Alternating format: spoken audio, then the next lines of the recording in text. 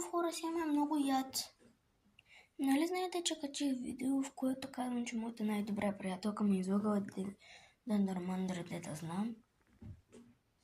Връщам си всички думи назад. Тя е моят най-добър. Тя е моят близък човек. Тя е моят близък човек. Винаги е била до мене. Какви говориш тия глупости?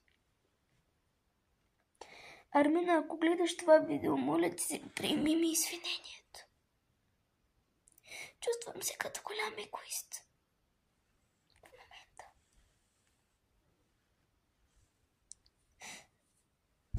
Моля ти се, ако гледаш това видео, приеми ми извинението. Без теб не мога да живея аз. Много ми е тъпо. Армина, ако гледаш това видео, моля ти се, приеми ми извинението. Не трябва да се сърди за малки неща.